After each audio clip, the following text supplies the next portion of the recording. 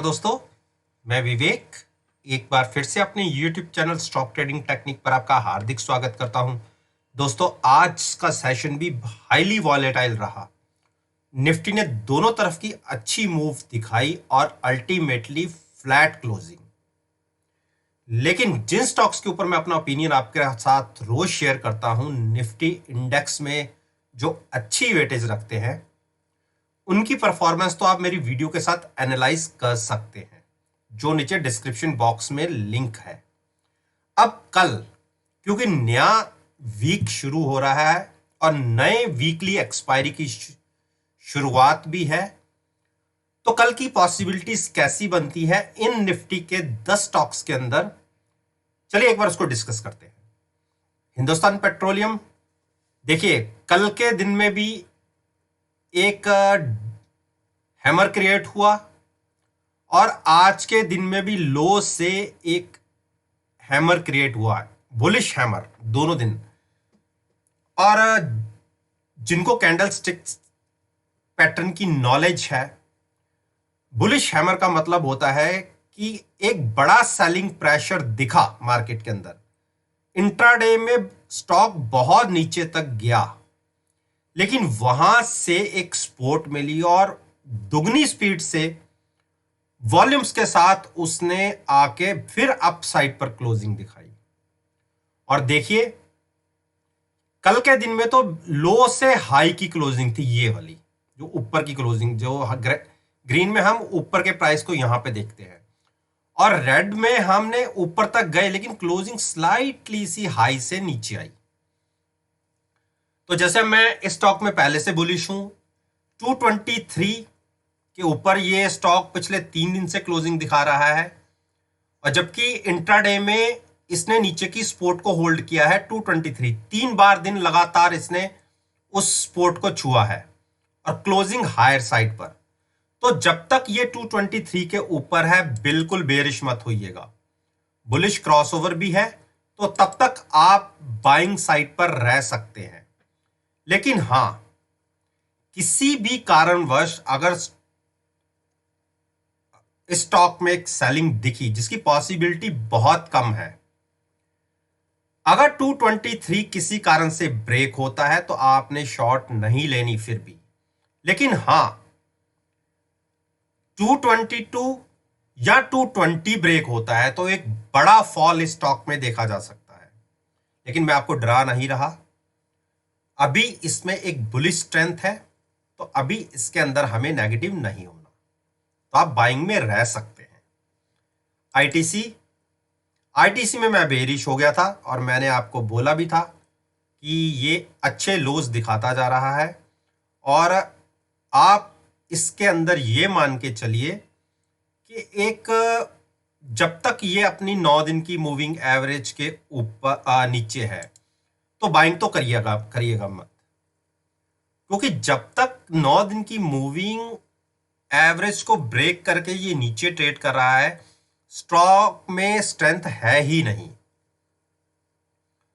तो स्टॉक में स्ट्रेंथ नहीं है, और अब मैं यहां देखता हूं बेयरिश जो साइड पे ये स्टॉक ट्रेड कर रहा है, एमएसीडी में बेयरिश क्रॉसओवर का सिग्नल हमें कम से कम नहीं तो 15-20 दिन पहले का ही था, और तभी तो मैं आपको कह रहा था कि इसमें हमें नीचे के लोज भी दिख सकते हैं। लोज इन द सेंस में ऑल टाइम लो की बात नहीं कर रहा, लेकिन जहां से ये स्टॉक तकरीबन चलना शुरू हुआ था, देखिए यहां से गिरावट आपने देखी थी जबरदस्त, और एक बार तो लो इसमें 197 तक दिखे। और देखिए मैं दिसंबर के लोज की बात कर रहा हूं, मैं उसके पीछे के लोज की बात नहीं कर रहा, मैं दिसंबर के लोज की बात कर रहा हूं, जब इस स्टॉक ने एक गिरावट दिखाई थी, वहां से जबरदस्त बाइंग दिखी थी। जैसे ही इसने 9 दिन की मूविंग एवरेज यहां पे क्रॉस की, तो देखिए कंटिन्यूस हम कहां तक जाते गए। लेकिन यहां पर इसने 9 दिन की मूविंग एवरेज को ब्रेक किया और देखिए कैसे गिरावट दिखी। तो जब तक हम इसके ऊपर नहीं जाते तो हमें बाइंग तो करनी नहीं है। आज जरूर थोड़ी सी स्ट्रेंथ दिखी है लो से, लेकिन आप ये मानिए, मैं पहले आपको 1 आवर वाले चार्ट के ऊपर दिखा रहा था कैसे गिरावट आती है, और देखिए इसमें भी इसने सारे इंडिकेटर्स को अपने ब्रेक कर दिया, कंटिन्यूस एक के बाद एक नए लोज। एक नजर रखनी होगी, केवल सपोर्ट रहेगा ये 4 पॉइंट्स नीचे 199 की। यहां पर अगर स्टॉक ने इसको सपोर्ट को पकड़ लिया या यहां से आगे गिरावट नहीं दिखी तो शायद एक बाइंग दिखे, लेकिन हमने रिस्क नहीं लेना। अगर 199 ब्रेक करके ये नीचे चला जाता है तो आप ये देखिए इस स्टॉक में कितनी बड़ी गिरावट हो सकती है। तकरीबन ये स्टॉक उस केस में 180 तक भी गिर सकता है। तो स्टॉक तो बेरिश है, नो डाउट। आप यहां पे भी शॉर्ट पोजीशन ले सकते हैं। स्टॉप लॉस होगा उस केस में थोड़ा सा बड़ा लेंगे तो 210 का, बिल्कुल शॉर्ट में रह सकते हैं। और कल ओपन अगर लोअर साइड पर हो, नीचे हो, तो आप शॉर्ट बना भी सकते हैं। लेकिन 199 पर इसे एक सपोर्ट मिल सकती है, मैं उस सपोर्ट की बात कर रहा हूं। स्टॉक वीक है, नो डाउट।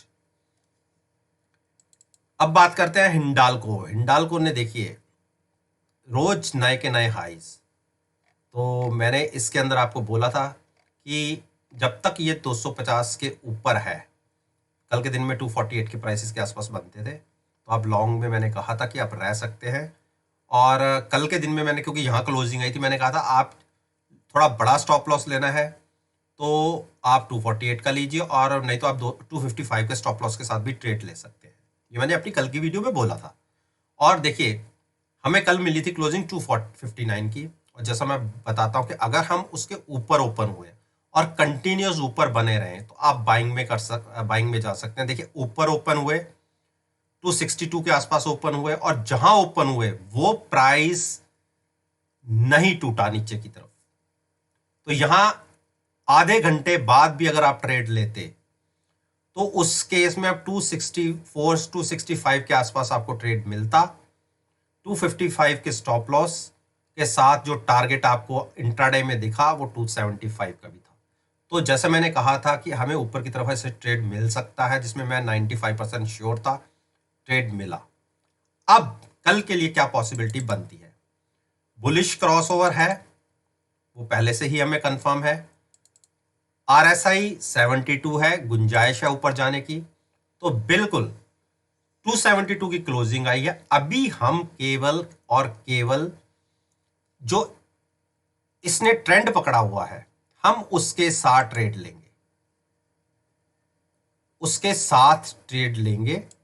और मैं एक सपोर्ट बनती है, चलिए उसको मान के चलिए 256 के आसपास की, 256 के आसपास की सपोर्ट है। और यही मैंने अपने कल के उसमें भी बोला था कि जो कल का हाई है, जहां आज की ओपनिंग मान लीजिए, चलिए ज्यादा थोड़ा स्टॉप लॉस छोटा कर लेते हैं, 262 के स्टॉप लॉस के साथ आप बाइंग में रह सकते हैं। बाइंग का क्राइटेरिया आपको पता ही है कि ऊपर ओपन हो और ऊपर हम ट्रेड करें कम से कम आधा घंटा, तो आप बाइंग में रहिए। अच्छे टारगेट्स 280 285 के तो मैंने आपसे बात करे हुए हैं, हम उस टारगेट के लिए एक प्ले कर सकते हैं। डॉक्टर रेड्डी ने फिर एक सपोर्ट ली नीचे की। देखिए कल के दिन में भी सपोर्ट ली थी 9 दिन की मूविंग एवरेज की, और आज के दिन में भी तकरीबन हम 5240 के आसपास आए, लेकिन वहां से फिर लौट गए और क्लोजिंग मिली हमें 5285 की। तो जब तक हम 5240 को होल्ड कर रहे हैं, मैं इस स्टॉक में बेरिश नहीं हूं। लेकिन अगर आप एमएसीडी की चाल को देखें तो नेक टू नेक साथ साथ दोनों लाइंस आगे बढ़ रही हैं। अब यहां पे क्रॉसओवर किसी भी टाइम पर देखने को मिल सकता है, और वो क्रॉसओवर किस तरफ को मिलेगा? बेरिश साइड पर। रीजन है बुलिश तो ऑलरेडी हम चल ही रहे हैं। जब भी क्रॉसओवर मिला वो बेरिश साइड का होगा। बेरिश साइड पे मुझे कंफर्मेशन मिल जाएगी अगर हम 5240 ब्रेक कर देते हैं। तो बिल्कुल स्टॉक में मैं फिर दोहरा रहा हूं, मैं अभी फिलहाल बेरिश नहीं हूं, लेकिन मैं आपको बाइंग करने की भी एडवाइस नहीं कर रहा, क्योंकि इस स्टॉक ने 3 बार अपनी सपोर्ट पर आकर वहां से लौटा है। और जब इतनी बार सपोर्ट होल्ड होती है तो अगली बार पॉसिबिलिटी 90% रहती है कि हम उसको ब्रेक करके नीचे चले जाए। तो लॉन्ग्स अवॉइड कीजिए, शॉर्ट जब हमें हमारा टारगेट मिलेगा, हमारे प्राइसेस आएंगे तब लेंगे।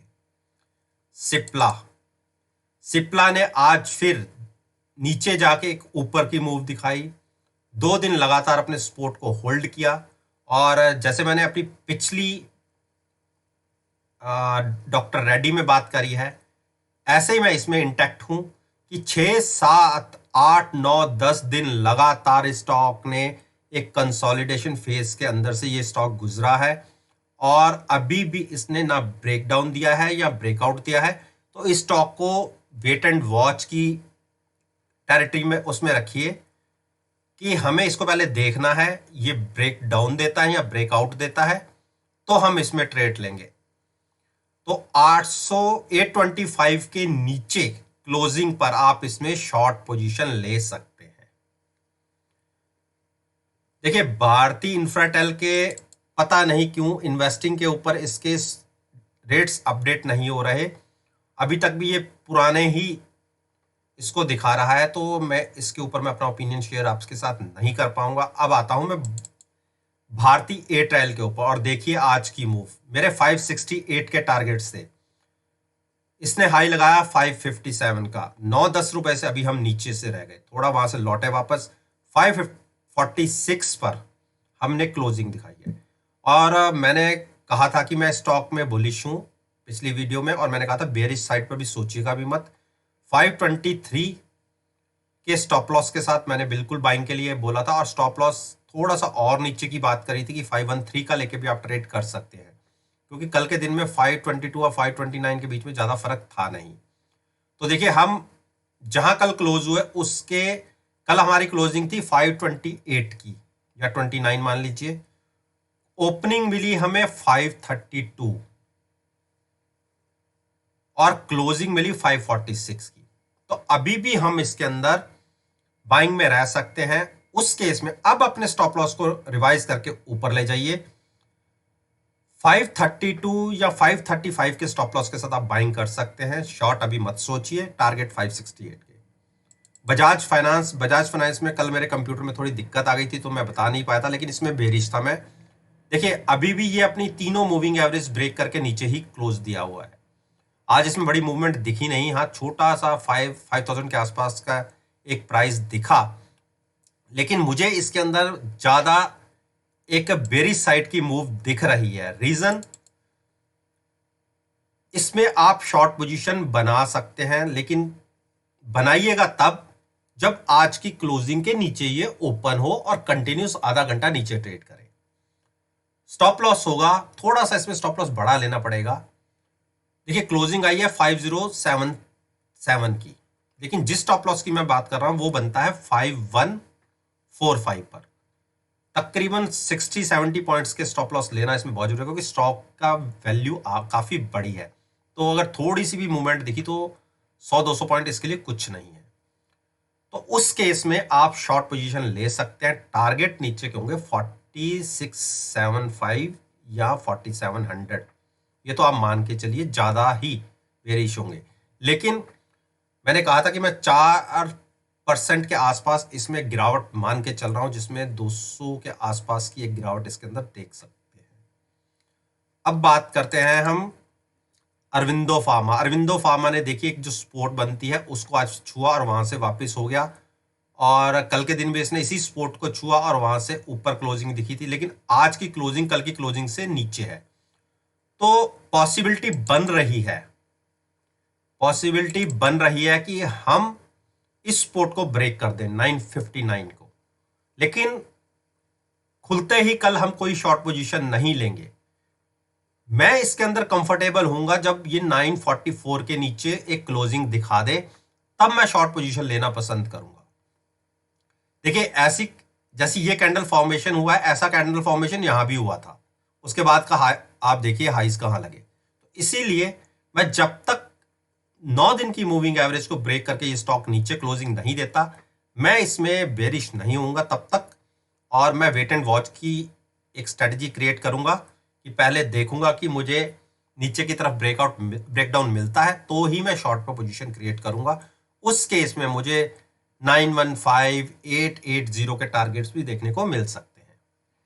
अब बात करते हैं हम अंबुजा की। अंबुजा ने देखिए क्लोजिंग फिर से हायर साइड पे दी और मैंने कल बोला था कि अगर हम ऊपर ओपन होते हैं तो आप बाई करके चल सकते हैं और ऊपर का ट्रेड मानता हूं कि देखने को मिला होगा, तो इसमें आप बाइंग में रह सकते हैं 255 के स्टॉप लॉस के साथ।